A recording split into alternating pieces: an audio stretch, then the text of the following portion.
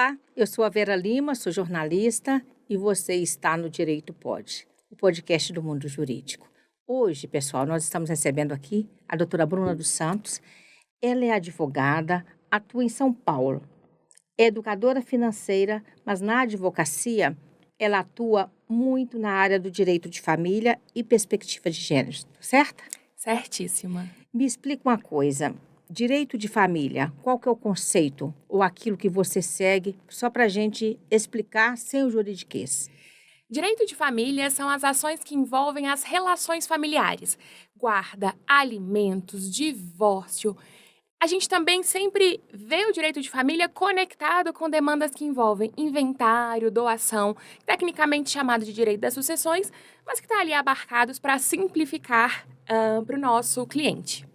Nós temos dados, pessoal, de recente aí, pesquisa envolvendo o IBGE, né, o IPEA também, dizendo que nós temos tido, doutora Bruna, uma mudança, né, nesse conjunto aí familiar, que a gente chama, né, de estatísticas das famílias. Segundo o IBGE e o IPEA, nós estamos mudando o perfil das famílias e estamos com crescentes responsabilidades para as mulheres nos lares. Queria que você trouxesse para a gente uma avaliação do que você tem visto e também a mudança, inclusive, em relação às famílias brasileiras, né? Que a gente tinha um comportamento, um modelo tradicional de família, né? E hoje esse modelo tem se diversificado, né? Menos da metade das famílias brasileiras, ou seja, 30,7%, é composta hoje por um modelo tradicional, daquele de casal e filhinhos. Então, a gente está aí com uma proporção de casais sem filhos também aumentando. Me conta um pouquinho sobre isso. Verdade. A população brasileira está envelhecendo. A taxa de natalidade sendo reduzida. E os modelos de famílias com famílias multiespécies, com famílias de núcleos diferentes. Então, as famílias têm optado por ter pets e não ter filhos. As famílias têm optado por relações abertas, homoafetivas, relacionamentos abertos. E a gente vem de um contexto onde a mulher foi assumindo esse papel, né? O da mulher moderna que cuida da casa e também trabalha fora. E tudo isso acaba impactando no lar, na relação familiar e na forma como aquela família se constrói e se desenvolve. E o direito acaba precisando respaldar e se desenvolver também para conseguir assegurar a proteção necessária para essas famílias. E olha só, mais um dado interessante. Casamentos, né? O Brasil, ele registrou em 2023, que é um dado que eu estou pegando aqui como referência, mais de 940 mil casamentos. E nós tivemos, em contrapartida, mais de 440 mil divórcios. Ou seja, o pessoal está casando, mas não está segurando não, né? Exatamente. A gente tem visto relações muito frágeis, muito superficiais. Ao mesmo tempo, né, que exige muita coragem encerrar uma relação, a gente precisa de persistência e dedicação para construir, claro, um relacionamento saudável. Então, a gente tem visto, né, essa dicotomia mesmo das pessoas desistindo, talvez, muito fácil ou rápido de um casamento. Independente de qual seja o contexto, e claro, ressalvado sempre, né, casos de violência, que aqui não entra nessa pauta do relacionamento saudável, mas independente de qual seja o contexto, trazer a segurança jurídica tanto para esse casamento como para esse divórcio permite que a relação comece e termine da melhor forma possível. E é aqui a gente fala desde o planejamento matrimonial, que envolve a escolha do regime, o falar sobre dinheiro antes de casar e definir quais regras vão ser aplicadas naquela relação, e o depois, o divórcio. Um divórcio amigável, um divórcio onde se conversa sobre esses termos que foram definidos lá no começo, para que, se precisar acabar, que a relação se encerre da melhor forma. E no seu dia a dia, né, aí no seu escritório, o que você mais recebe em relação a essa área, né, do direito de família, de casamento, enfim? Qual que é a pauta mais comum? Divórcio e alimentos, com certeza. Infelizmente, né, mas a gente vem de um contexto sociocultural onde grande parte dos lares brasileiros são chefiados por mãe solo. A gente vê mulheres saindo muito fragilizadas de um casamento, saindo fragilizadas emocionalmente e financeiramente por todo esse contexto da ausência de educação financeira, de transparência financeira e assumindo a maior parte da responsabilidade com os filhos.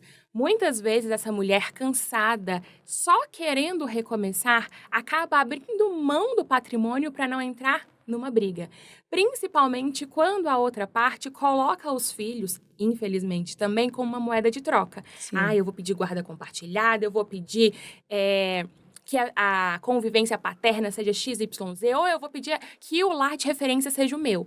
A não ser que você desista de majorar os alimentos, a não ser que você aceite esses alimentos menores, a não ser que você aceite uma parte menor do patrimônio. E essa mulher fragilizada, por mais suporte e amparo que ela receba da gente enquanto advogados, às vezes ela opta por deixar para recomeçar. Ela já está tão fragilizada da relação que ela quer distância. Exatamente. Então, para a gente é um processo muito intenso e é um processo multidisciplinar que envolve terapeuta também, que envolve outros profissionais, para ajudar essa mulher a tomar a melhor decisão. Se, de fato, no fim das contas, for uma escolha dela, porque a gente sabe, processos judiciais são morosos, são custosos, envolve um desgaste.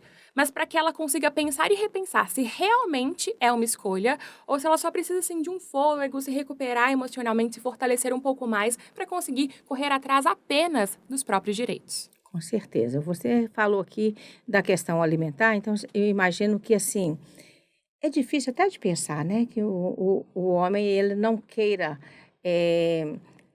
cuidar do seu filho, dar a ele aquilo que é elementar para ele sobreviver, viver e crescer, enfim, que é o alimento, né?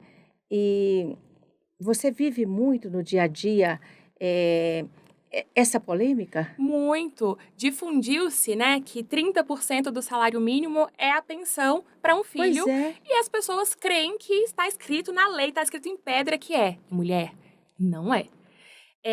Explica pra gente o que está na lei. Está na lei que os alimentos são fixados com base no trinômio: possibilidade de quem vai pagar, necessidade de quem vai receber, o filho, e a proporcionalidade entre esses dois critérios.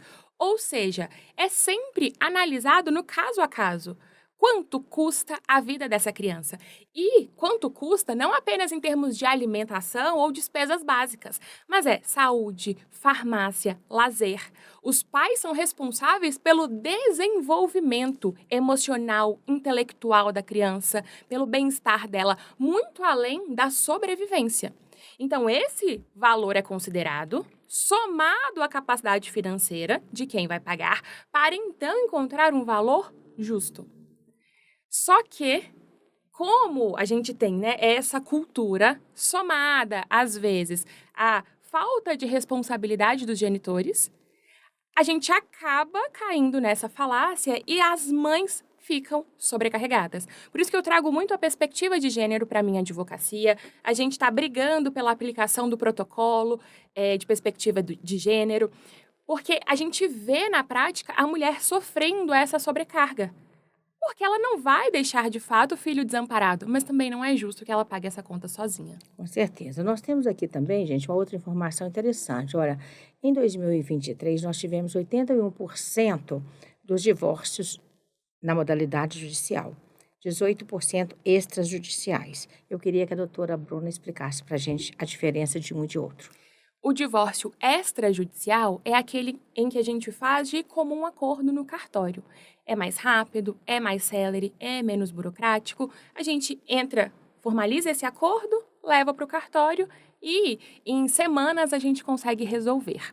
Já o divórcio judicial é quando não há consenso ou quando envolve filhos menores. Porque quando envolve filhos menores, a gente tem a participação do Ministério Público como um fiscal dos direitos dessa criança. Então, a gente também precisa submeter ao judiciário. Apesar de, se as questões relativas às crianças estiverem resolvidas, o divórcio também poder ser feito no extrajudicial, no cartório. Mas essa não é uma prática, às vezes, tão usual, pelo menos não na minha advocacia.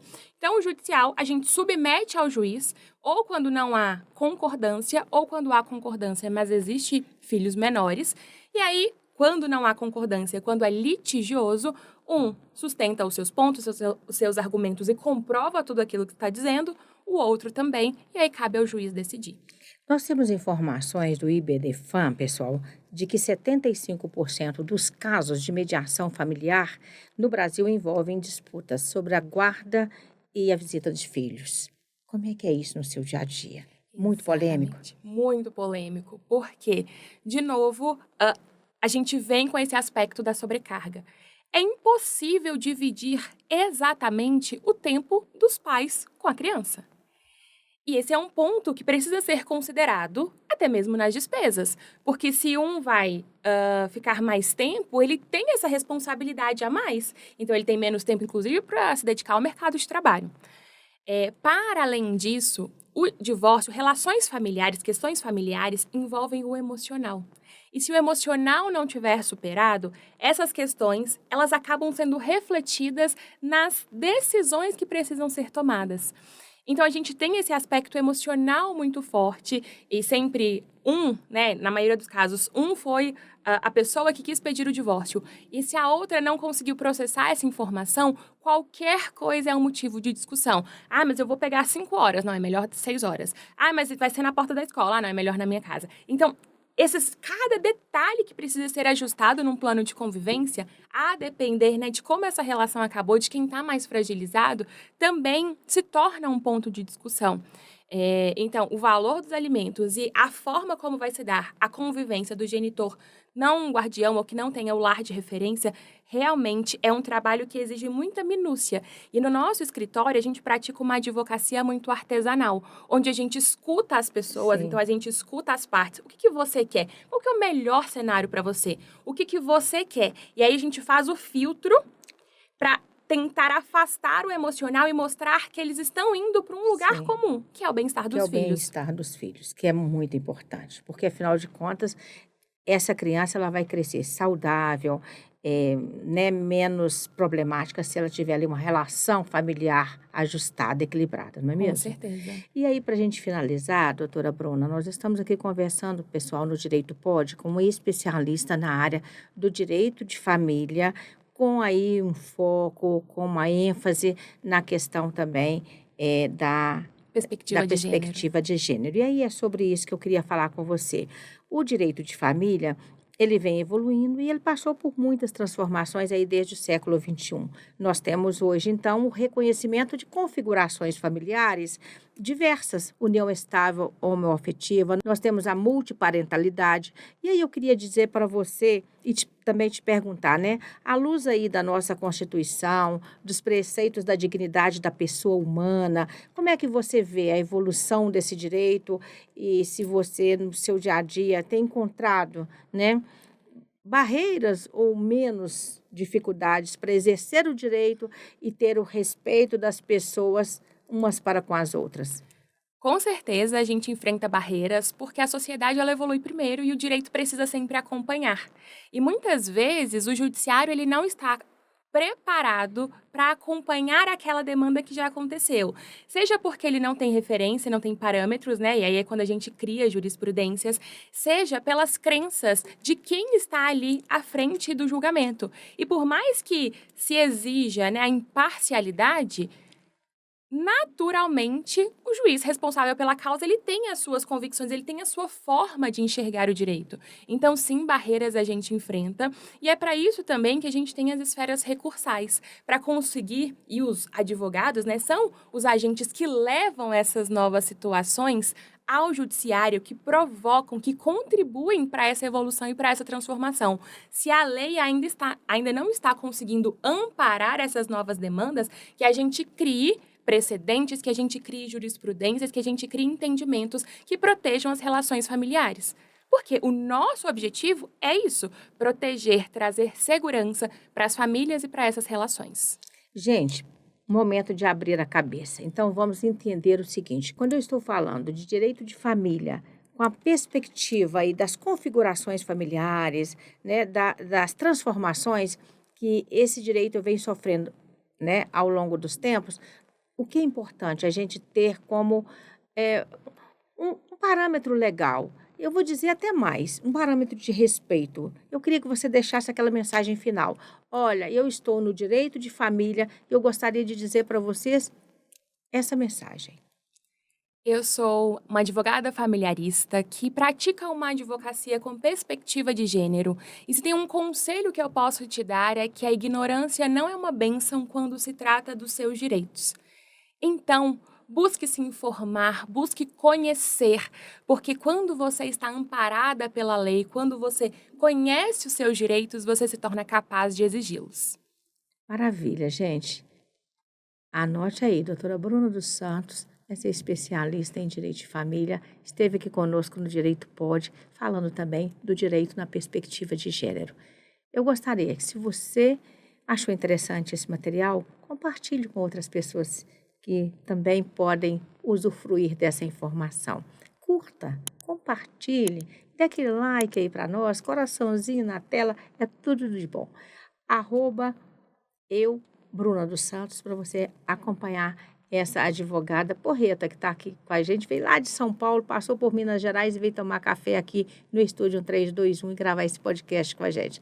E eu gostaria também que você acompanhasse @Estúdio 321, @Eficaz Estúdio, @Vera Lima Bolonini. Tá tudo na tela bonitinho aí, só clicar, acompanhar. E eu gostaria mais, gente, que você participasse. Eu não gosto de ficar falando sozinha ou falando aqui mais um. Eu acho que é como diz o Beto Guedes na sua linda canção, 1 mais 1 são sempre mais que 2. Então mande sua mensagem pra gente que eu vou ficar muito feliz. Um queijo e um beijo para você, até o próximo Direito Pode.